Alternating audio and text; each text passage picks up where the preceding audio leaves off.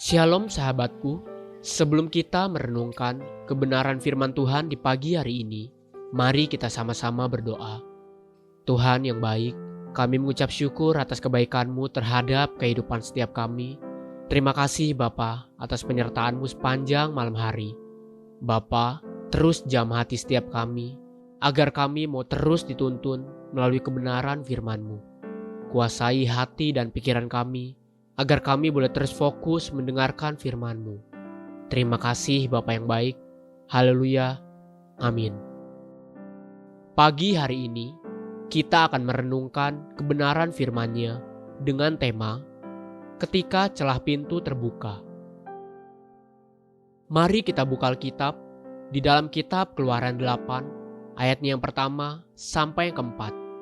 Berfirmanlah Tuhan kepada Musa, "Pergilah menghadap Firaun dan katakan kepadanya, beginilah firman Tuhan, biarkanlah umatku pergi, supaya mereka beribadah kepadaku. Jika engkau menolak membiarkannya pergi, maka aku akan menulahi seluruh daerahmu dengan katak. Katak-katak akan mengeriap dalam sungai Nil, lalu naik dan masuk ke dalam istanamu dan kamar tidurmu, ya, sampai ke dalam tempat tidurmu, ke dalam rumah pegawai-pegawaimu dan rakyatmu, bahkan ke dalam pembakaran rotimu, serta ke dalam tempat adonanmu. Katak-katak itu akan naik memanjati engkau, memanjati rakyatmu dan segala pegawaimu." Tujuan Tuhan bagi umatnya untuk keluar meninggalkan Mesir adalah agar mereka dapat beribadah kepada Tuhan. Itulah yang Tuhan katakan di Keluaran 8 ayat yang pertama demikian. Berfirmanlah Tuhan kepada Musa, "Pergilah menghadap Firaun dan katakan kepadanya, beginilah firman Tuhan, biarkanlah umatku pergi, supaya mereka beribadah kepadaku. Namun jika Firaun menolak membiarkannya pergi, maka Tuhan akan menulahi seluruh daerah Mesir dengan katak." Itulah tulah kedua. Apa pelajaran penting bagi kita gereja Tuhan pagi ini? Jangan pandang rendah kesempatan untuk beribadah kepada Tuhan. Kita tahu Firaun punya begitu banyak alasan untuk mencegah umat Tuhan untuk beribadah kepada Tuhan. 10 tulah demi tulah menggambarkan bagaimana degilnya hati Firaun untuk mencegah umat Tuhan beribadah kepada Tuhan. Pada tulah yang kedua ini, kita melihat bahwa ketika orang percaya tidak lagi peduli untuk beribadah kepada Tuhan, maka dosa kenajisan mulai menemukan celah untuk masuk. Katak adalah lambang kenajisan, dan coba perhatikan area-area yang dikotori oleh katak-katak. Keluaran 8 ayat yang ketiga sampai yang keempat. Katak-katak akan mengeriap dalam sungai Nil, lalu naik dan masuk ke dalam istanamu dan kamar tidurmu, ya, sampai ke dalam tempat tidurmu, ke dalam rumah pegawai-pegawaimu dan rakyatmu, bahkan ke dalam pembakaran rotimu, serta ke dalam tempat adonanmu. Katak-katak itu akan naik memanjati engkau, memanjati rakyatmu dan segala pegawaimu.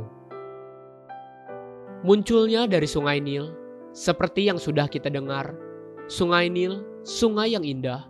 Ketika waktunya Tuhan berlaku, sungai itu menampilkan semua bau amis dan bau darah yang selama ini disembunyikan di dalamnya. Kenajisan yang dimulai seperti yang ada di dalam dasar hati manusia, kemudian tersingkapkan, maka kenajisan itu akan mengeriap ke dalam istanamu atau ke dalam rumah tanggamu, bahkan sampai ke tempat tidurmu. Inilah manifestasi pertama yang terjadi.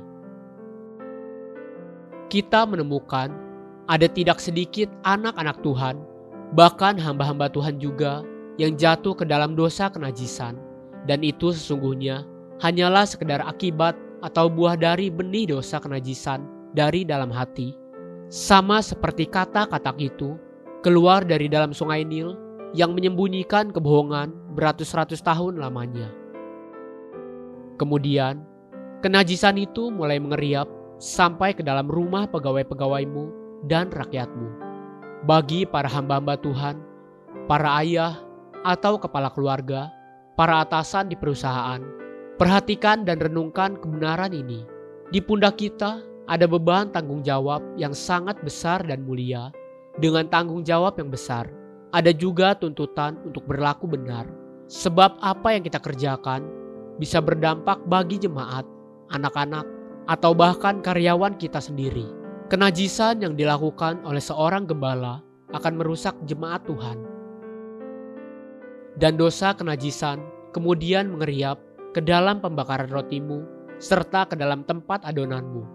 Kata-kata itu bahkan akan naik memanjati engkau, memanjati rakyatmu, dan segala pegawaimu. Sampai kemudian dosa kenajisan akan menggagahi seluruh hidupmu dan semua keturunanmu yang ada dan yang mengikutimu. Saudaraku, pagi ini marilah kita belajar menjaga hati kita, sebab seperti yang firman Tuhan katakan di Amsal 4 ayat yang ke-23 demikian, jagalah hatimu dengan segala kewaspadaan, karena dari situlah terpancar kehidupan. Haleluya, sahabatku, mari kita sama-sama berdoa. Terima kasih Bapa Surgawi, ajari aku untuk menjaga hati nuraniku bersih di hadapan-Mu, agar aku layak hidup di hadapan-Mu. Amin. Jesus loves you, and so do I.